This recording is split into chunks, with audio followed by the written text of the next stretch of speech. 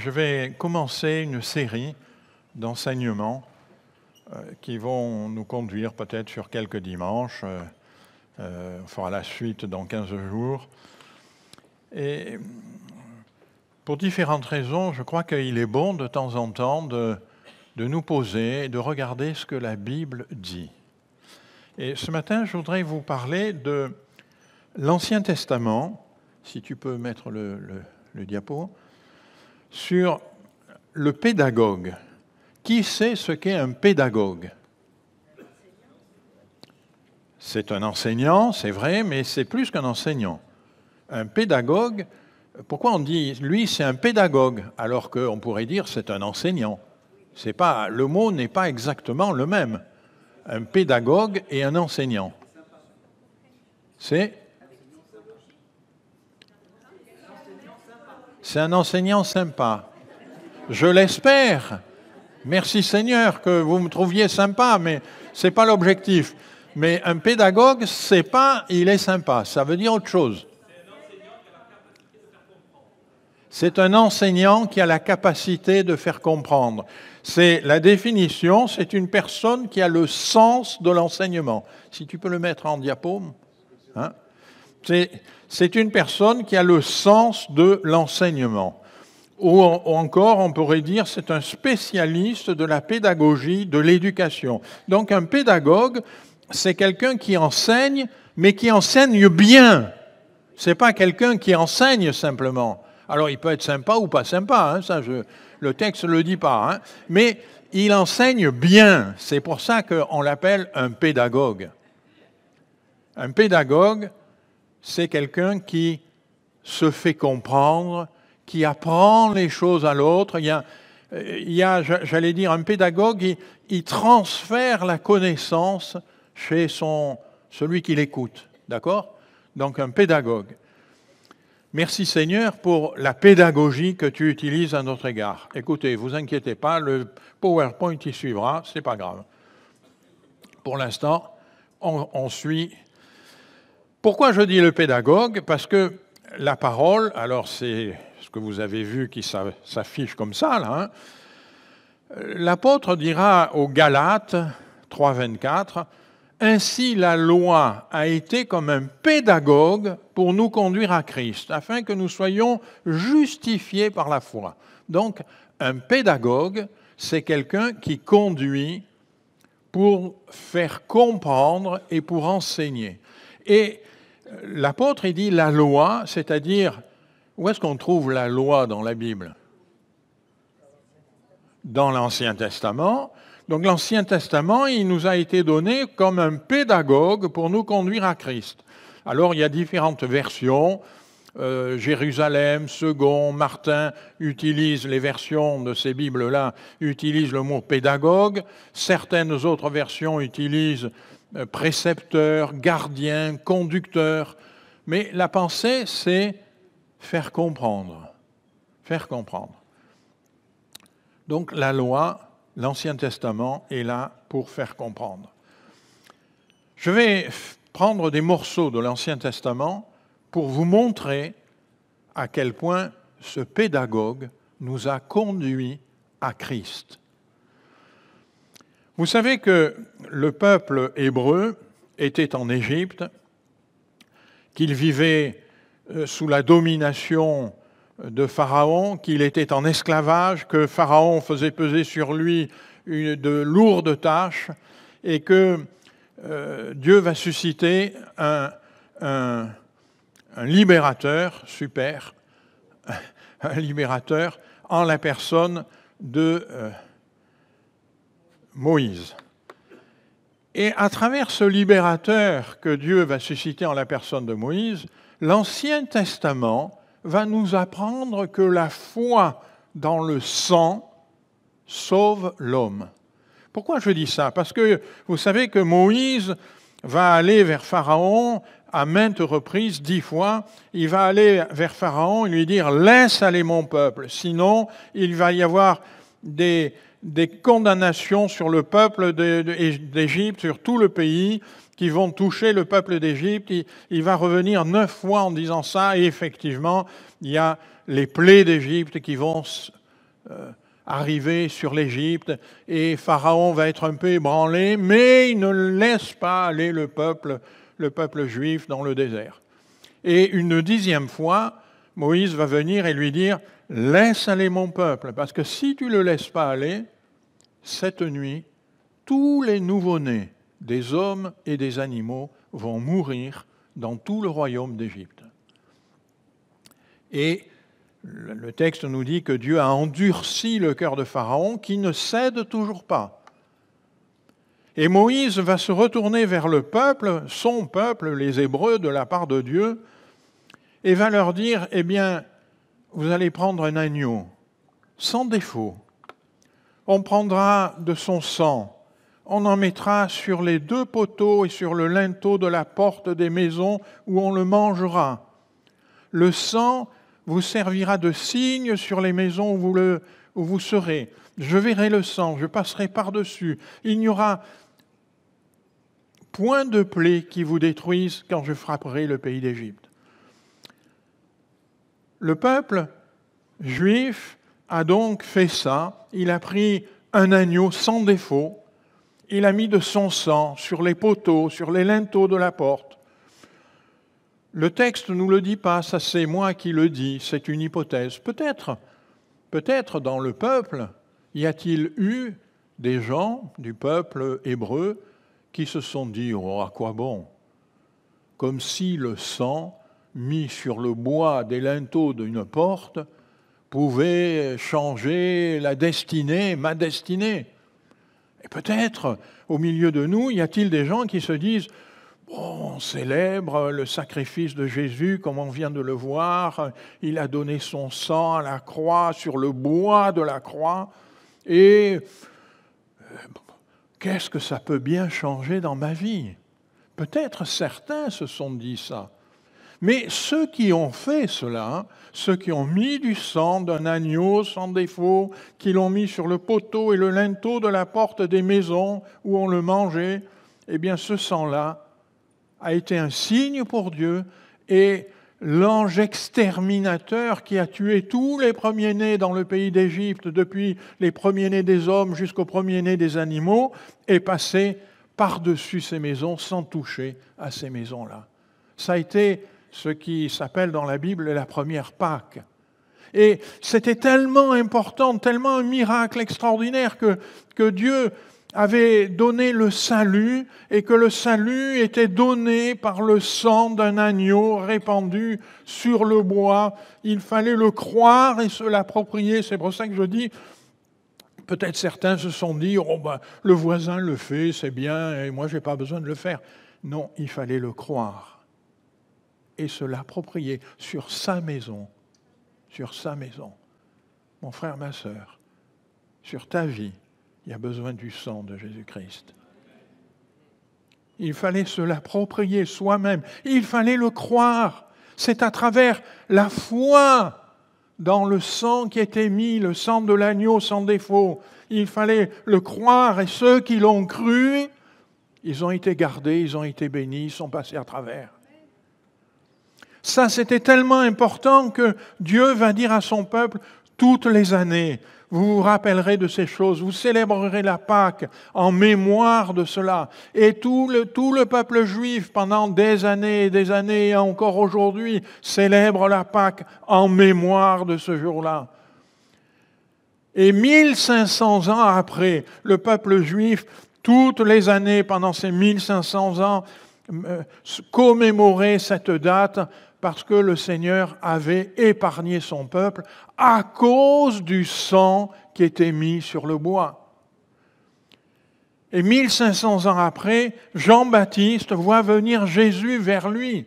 Et Jean-Baptiste, qui connaît ça par cœur, puisqu'il est du peuple juif, lui-même il a dû commémorer la Pâque juive pendant des dizaines d'années, et quand il voit Jésus arriver, il a la révélation de Dieu dans son cœur.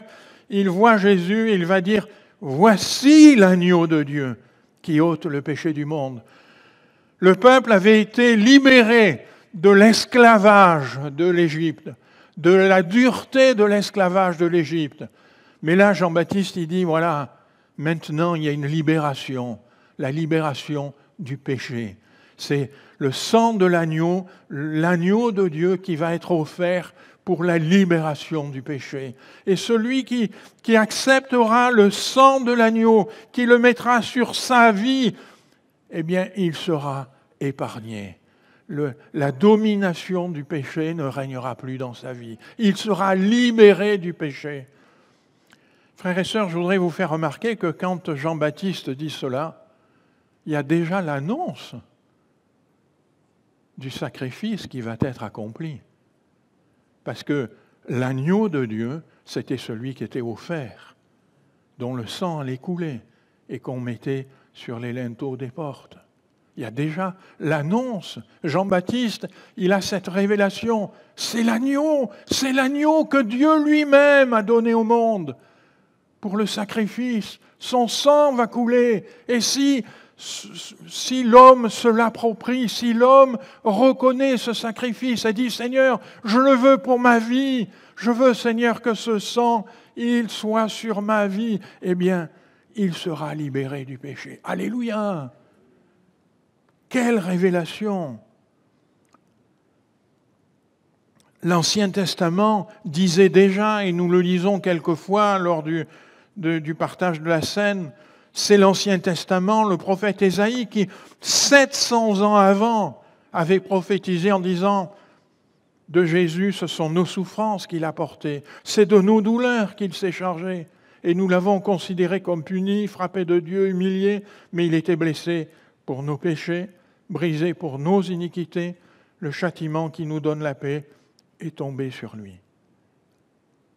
Comme cet agneau, sans défaut, qu'il fallait tuer, prendre le sang et le mettre sur les linteaux de la porte. Le châtiment est tombé sur l'agneau, afin d'épargner les vies humaines.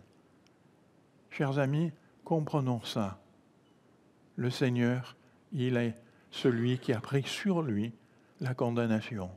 Et parce qu'il a pris sur lui la condamnation, si je le crois, si je me l'approprie, alors il y a une libération pour moi. Alors je suis libéré de la domination du péché dans ma vie. Je suis libéré de l'esclavage du péché dans ma vie. Seigneur, je suis libéré des souffrances, de la libération. Vous voyez que l'Ancien Testament, dès Moïse, annonçait le sacrifice de Jésus. Et dès Moïse, le sacrifice était annoncé à travers le sang qui allait être mis sur le bois, les linteaux de la porte, c'est du bois. Le sang qui avait été mis sur le bois. L'Ancien Testament, il annonçait également la fin des temps, la fin du monde, ce qu'on a l'habitude de dire la fin du monde. On verra quand on étudiera l'Apocalypse dans quelque temps à travers le Nouveau Testament, l'étude qu'on fait régulière, que c'est la fin d'un monde, mais ce n'est pas la fin du monde. On a l'habitude de dire la fin du monde, mais c'est la fin d'un monde, celui qu'on connaît. L'Ancien Testament annonçait déjà aussi la fin du monde. Pourquoi je dis ça? Parce que le Seigneur va dire, voyez, ce qui arriva du temps de Noé arrivera de même à l'avènement du Fils de l'homme. Ce qui arriva du temps de Noé. Qu'est-ce qu'il est arrivé du temps de Noé? Du temps de Noé, il nous est dit que Dieu a dit, les hommes sont pervertis, leur méchanceté est arrivée à un comble, et je vais détruire la terre. Et il y a un homme qui était intègre et droit, Noé. Il y a un homme qui aimait Dieu. Il y a un homme qui marchait dans les voies de Dieu. Et cet homme-là, c'est Noé. Et il va dire à Noé, eh bien, construis une arche. Et vous connaissez l'histoire, il a construit une arche. Et il nous a dit qu'un jour, Dieu a fermé la porte de l'arche. Plus personne n'a pu rentrer. Et Noé et sa famille ont été sauvés. Mais tous les autres, ils ont péri. Regardez ce que dit le Seigneur Jésus.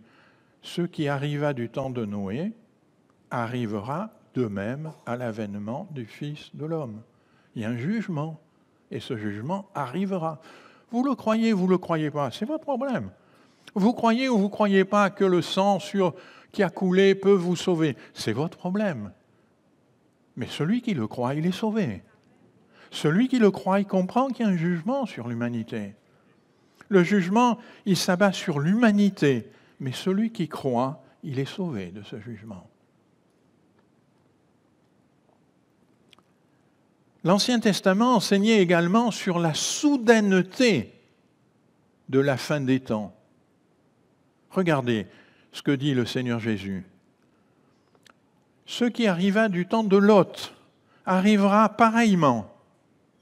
Les hommes mangeaient, buvaient, achetaient, vendaient, plantaient, bâtissaient.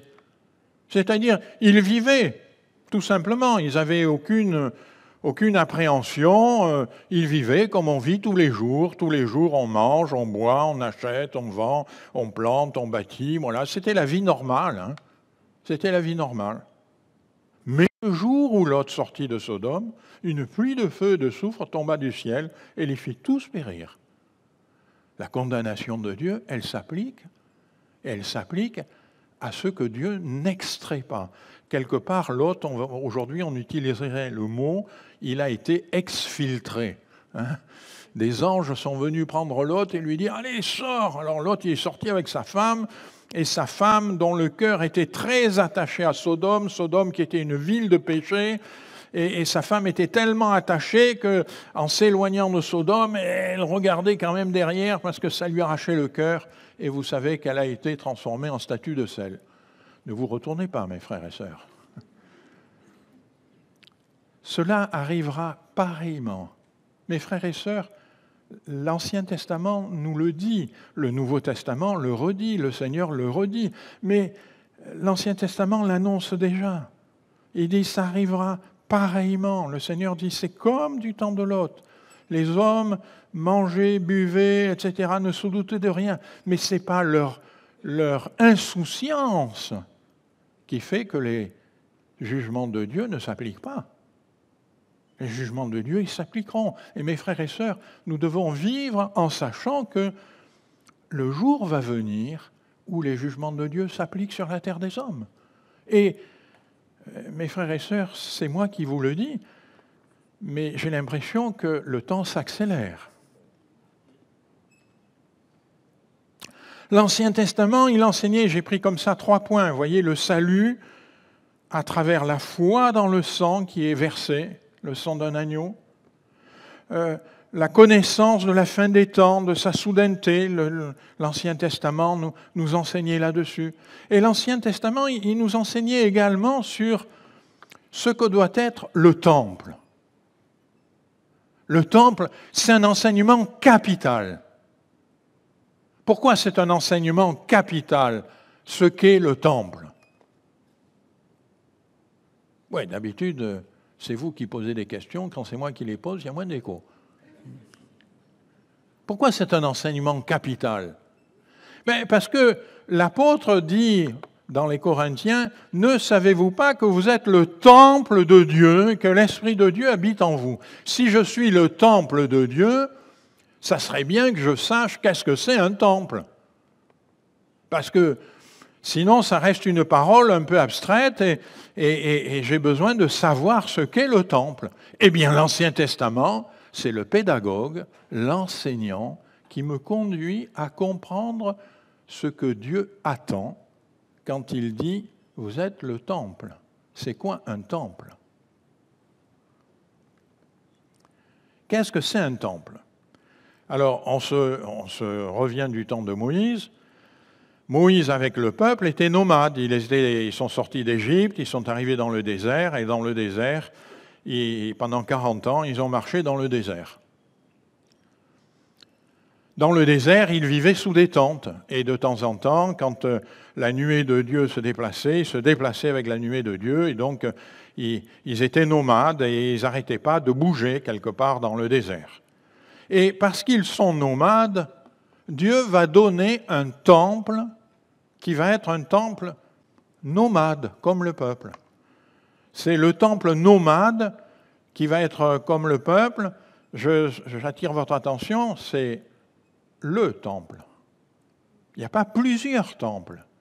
Dans toute l'histoire de l'Ancien Testament, il n'y a jamais qu'un temple.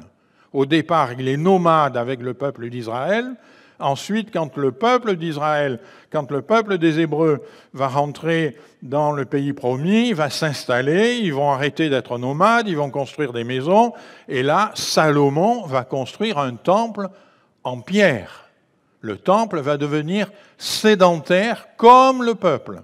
Mais il n'y avait quand même qu'un seul temple pour tout le pays. Eh bien là, du temps de Moïse, le temple était nomade et il se déplaçait avec le peuple et on appellera ce temple-là le tabernacle. C'est un temple, je vais utiliser des mots modernes, en kit.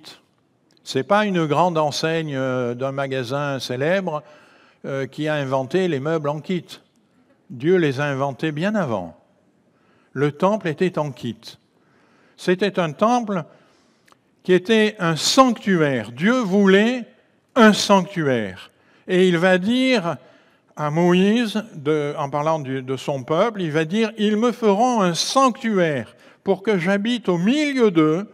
Vous vous conformerez en tout point au modèle que je te montre de la demeure et de tous ses meubles. » On voit que l'improvisation n'était pas permise. Ah, c'est important ça. Dans le temple que Dieu veut, il n'y a pas de place à l'improvisation. Il n'y a pas de place à ce que je pense. Il n'y a pas plusieurs temples. Il n'y a pas « Ah, toi tu es un temple de cette manière-là et moi je suis un temple de cette manière-là ». Non, il n'y a qu'un seul temple. Et l'apôtre dit « Vous êtes le temple ». Il ne dit pas « vous êtes un des temples », vous êtes le temple du Saint-Esprit. Il n'y a toujours qu'un temple. Il n'y a pas d'improvisation. Le Seigneur va dire « voilà, il y a un but, un sanctuaire, je veux un sanctuaire ». Qu'est-ce que c'est un sanctuaire ? Un sanctuaire, ça veut dire un lieu mis à part pour le culte pour Dieu. Un lieu réservé, un lieu où les affaires du monde n'entrent pas, un lieu qui est réservé, un lieu où la sainteté de Dieu règne, un lieu à part. Ils me feront un sanctuaire, un lieu à part. J'habiterai au milieu d'eux. Il y avait un but. Le but, c'était d'habiter avec son peuple. Mais pour qu'il habite avec son peuple, il fallait qu'il y ait un temple. Il fallait qu'il y ait un tabernacle. Il fallait qu'il y ait un sanctuaire. Mes frères et sœurs, souvent, nous voulons que le Seigneur soit dans nos vies, nous voulons voir Dieu agir. Mais je voudrais juste vous rappeler, la parole, elle dit « Ils me feront un sanctuaire ». Ce n'est pas Dieu qui le fait. Dieu, il dit ce qu'il veut, mais qui doit le faire ? C'est il. Ils me feront un sanctuaire. Et s'ils me font un sanctuaire, alors j'habiterai au milieu d'eux. Et le sanctuaire qu'ils doivent faire, il faut qu'ils le fassent en se conformant. Vous vous conformerez en tout point au modèle que je te montre de la demeure et de tous ses meubles. Il y avait la demeure, le bâtiment, si j'ose dire, et les meubles qui y a à l'intérieur. Pas d'improvisation. Pas quelqu'un qui vient en disant « Ah oui, mais toi tu penses ça, mais moi, tu vois, ma culture, ma ceci, mon vécu, moi je pense que... » Eh bien mon frère, ma sœur, tu es en dehors de la parole de Dieu. Parce que la parole de Dieu, il n'y a pas d'improvisation. Le temple que Dieu veut, il dit exactement ce qu'il attend et il dit aux hommes « Vous vous conformerez », c'est-à-dire vous ferez exactement ce que je dis. Seigneur, pardonne-nous. Quelquefois, on a tendance à interpréter un peu les choses comme nous, on a envie. Seigneur, pardonne-nous. Alors le tabernacle, voilà ce que... On fera une étude, dans le mois qui vient, je ferai une étude sur le tabernacle très fouillé. Là, j'ébauche. Le tabernacle, il se présentait comme ça. Vous voyez, il y avait une enceinte, je ne sais pas si tout le monde le voit bien.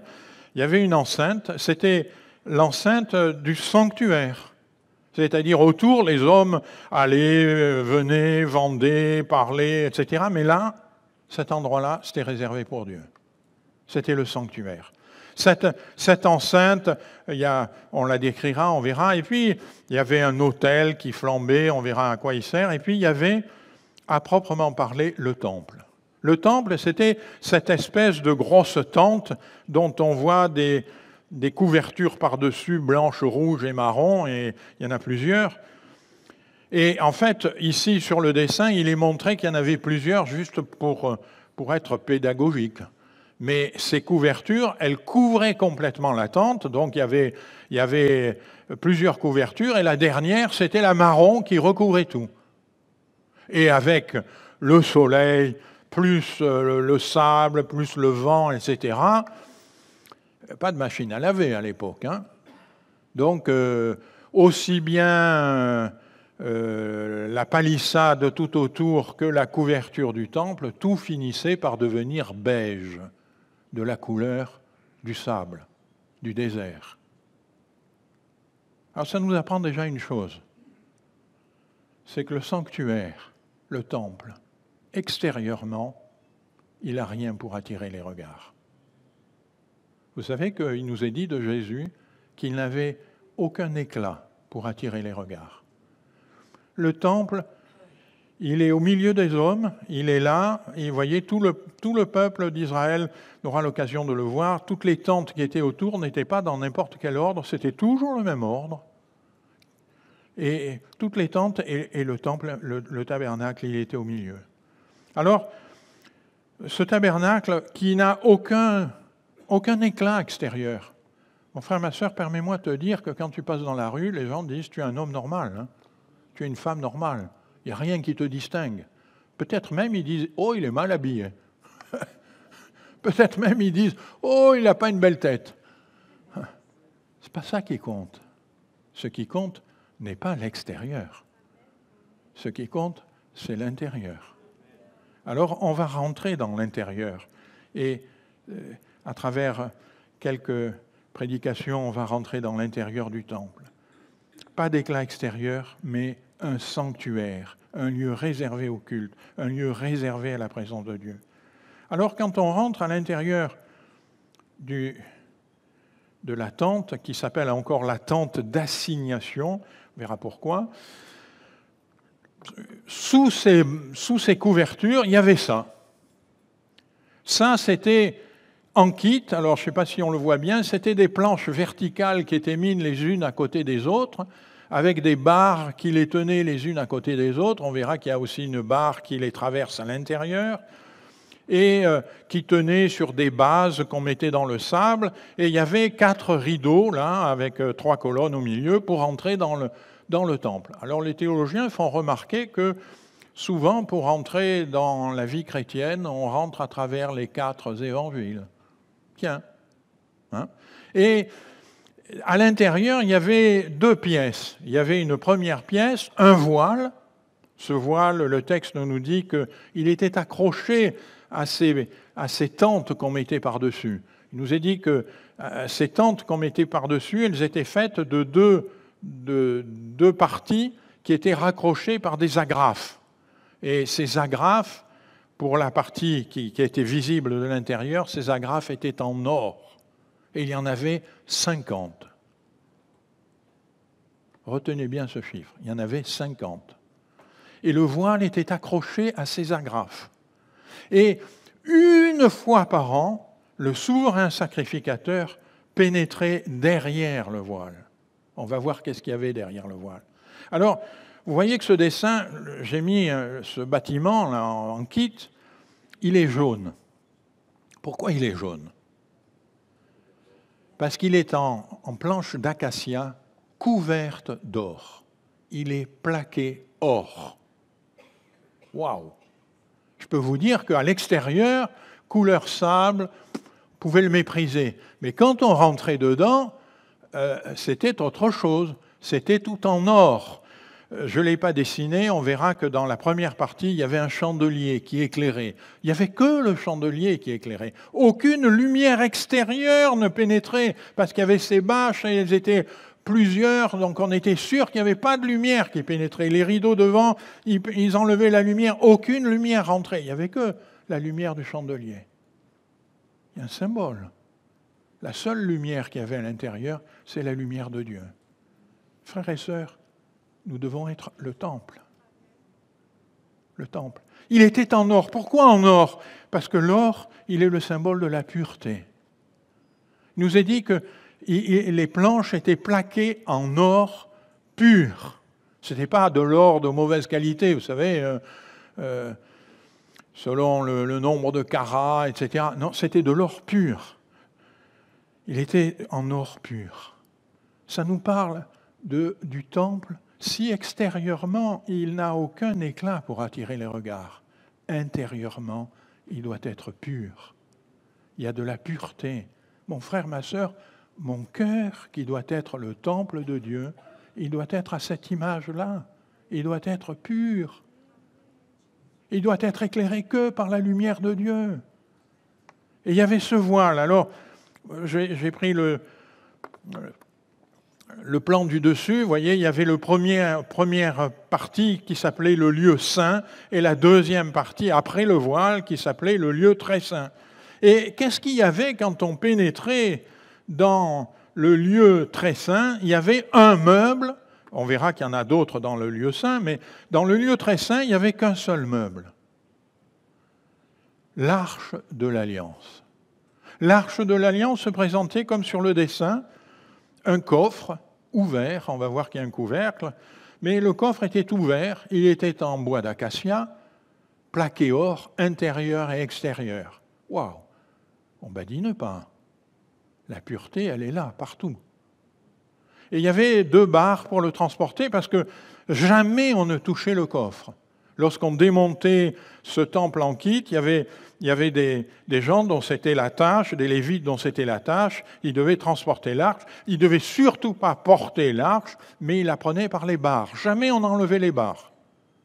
Elles étaient là et elles restaient là. Et ils portaient jusqu'à la prochaine place où on reconstruisait ce tabernacle. Ce coffre, il était en or, dedans, dehors. À l'intérieur du coffre, il n'y a pas toujours eu, suivant les époques du peuple d'Israël, il n'y a pas toujours eu les mêmes choses. Mais du temps de Moïse, à l'intérieur du coffre, il y avait les tables de la loi, la parole de Dieu. Il y avait le bâton d'Aaron qui avait refleuri. On pourrait dire, si je prenais un terme plus simple, la canne d'Aaron qui avait refleuri, qui est un symbole d'une résurrection. Parce que là, quand ça refleurit, moi je suis toujours émerveillé, j'ai la grâce d'avoir un jardin. Des fois en hiver, je me dis, cet arbre il est mort, il est tout sec, il n'y a plus rien. Et puis le printemps arrive, et non, il n'est pas mort, il refleurit. Quelle belle image de la résurrection. Et puis il y avait la manne, cette rosée qui tombait sur tous les jours et qui était une nourriture pour le peuple, qui est un symbole du miraculeux, du pain qui vient du ciel. Quelle belle image de Jésus, le pain venu du ciel. Il y avait ce meuble qui était là, et sur ce meuble, il y avait un couvercle. Le couvercle, il était en or massif. Waouh! Ce couvercle, il avait 2 statuettes d'anges, des chérubins, qui étaient aux 2 extrémités, qui regardaient ce couvercle, qui étendaient leurs ailes au-dessus comme pour le protéger. Les chérubins, c'est des anges particuliers. Dans la parole de Dieu, les chérubins, on les rencontre où? On les rencontre tout au début. Lorsque l'homme, Adam et Ève pêchent, le texte nous dit que Dieu mit 2 chérubins devant le jardin d'Éden avec des épées flamboyantes pour que l'homme ne vienne plus à l'arbre de la vie. Mais ici, les chérubins, ils n'ont plus d'épées flamboyantes. Ils sont désarmés et ils regardent le dessus de ce couvercle. Sur ce couvercle, 1 fois par an, le souverain sacrificateur venait verser le sang d'un agneau sans défaut. Ce sang, il faut comprendre l'image qui est là. Ce sang, c'est le sang qui recouvre la loi de Dieu qui est à l'intérieur du coffre. La loi de Dieu, elle nous dit ce que Dieu attend de nous. Par exemple, elle nous dit, tu aimeras Dieu de tout ton cœur, de toute de toute ton âme, de toute ta pensée, de toute ta force. Pas d'un peu de ton âme, un peu de ton cœur, un peu de ta force, mais de tout ton cœur, toute ton âme, toute ta pensée, toute ta force. Qui, à part le Seigneur Jésus, peut dire « je l'ai accompli ». Le Seigneur Jésus, sur la bois de la croix, il va dire « tout est accompli », il a accompli. Mais qui de nous, devant simplement ce commandement-là, qui peut dire « Seigneur, j'ai accompli, je t'aime de tout mon cœur, de toute mon âme, de toute ma pensée, de toute ma force ». Mes frères et sœurs, je ne sais pas vous, je marche avec le Seigneur depuis des années et des années. Je suis au bout de ma marche. Et je rends grâce au Seigneur pour tout ce que Dieu a fait dans ma vie, dans mon cœur. Mais de temps en temps, je m'aperçois que j'ai encore besoin d'apprendre. J'ai encore besoin de plier le genou et de dire « Seigneur, ça ne va pas en moi, il faut que tu changes ça. » Ça vous arrive, ça, mes frères et sœurs? Devant ce simple commandement, tous, nous sommes pécheurs. Et il faut le sang de l'agneau par-dessus. Il faut que ce sang de l'agneau soit par-dessus pour couvrir. Il faut que la grâce et le pardon acquises par le sang de l'agneau couvrent nos fautes. C'est parce que le sang de l'agneau couvre nos fautes que nous pouvons entrer dans le lieu très saint. Parce que sinon, nous serions écrasés devant la loi, devant ce que Dieu demande. Seigneur, je veux de tout mon cœur faire ce que tu dis, mais l'apôtre dira, il y a en moi encore une nature charnelle. Alors Seigneur, heureusement, il y a le sang de l'agneau qui recouvre la loi. Et même les deux chérubins qui avaient été mis au jardin d'Éden pour tenir l'homme écarté avec leur épée flamboyante, là ils n'ont plus d'épée. Et là ils regardent le sang du sacrifice. Et non seulement ils le regardent, mais ils le protègent de leurs ailes.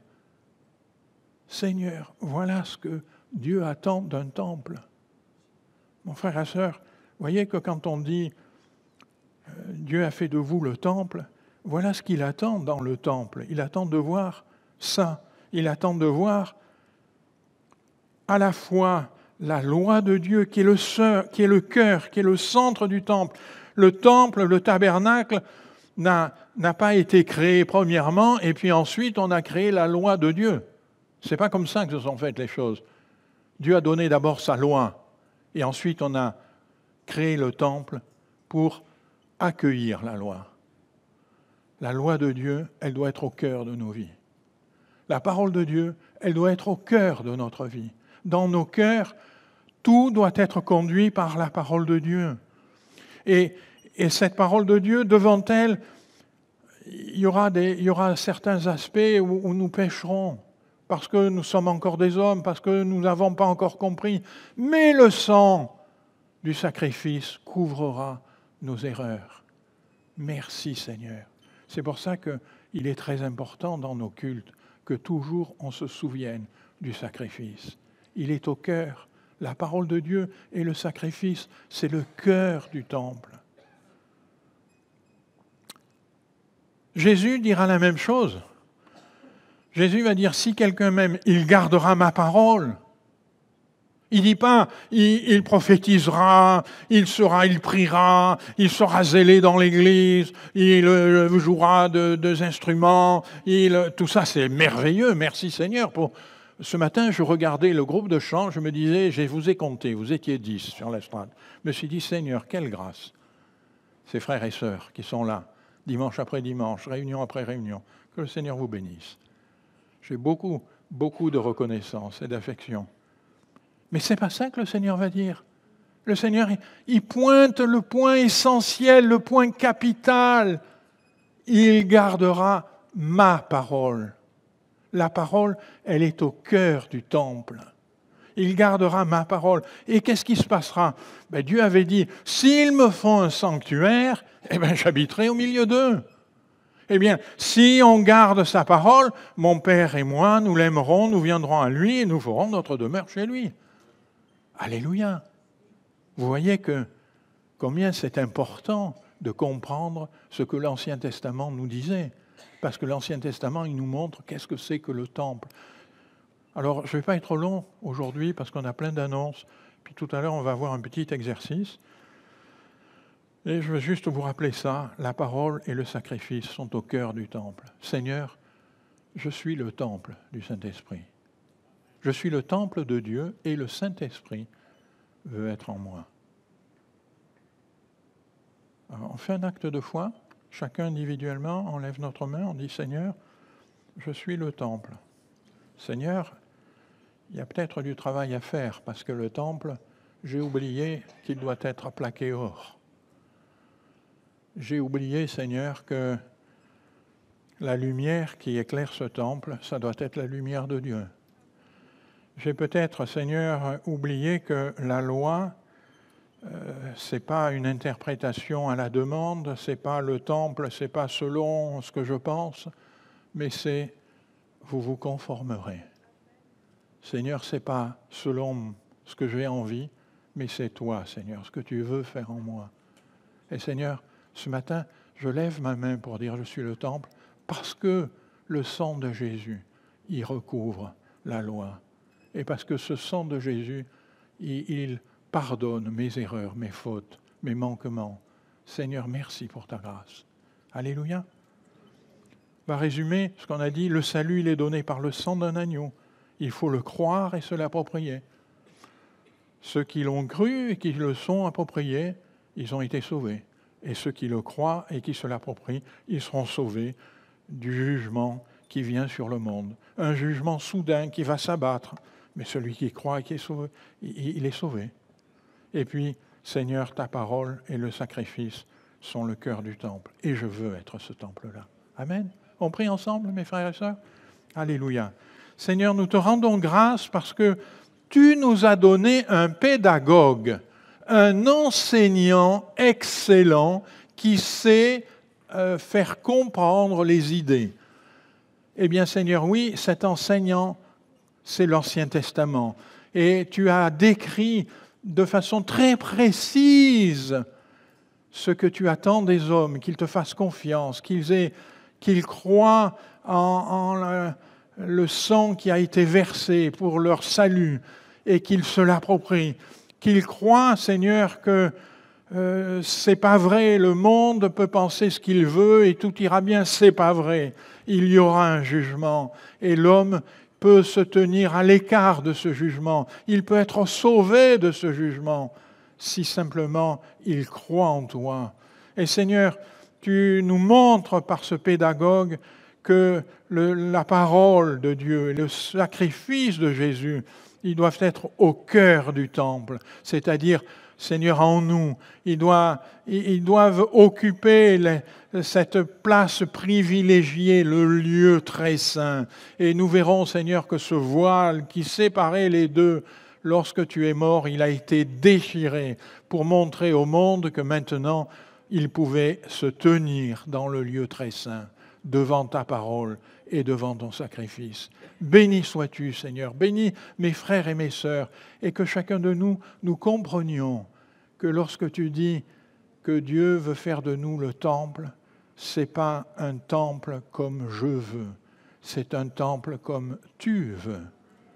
Merci Seigneur, donne-nous cette compréhension et cette humilité de te dire Seigneur, façonne en moi le temple que tu veux. Amen.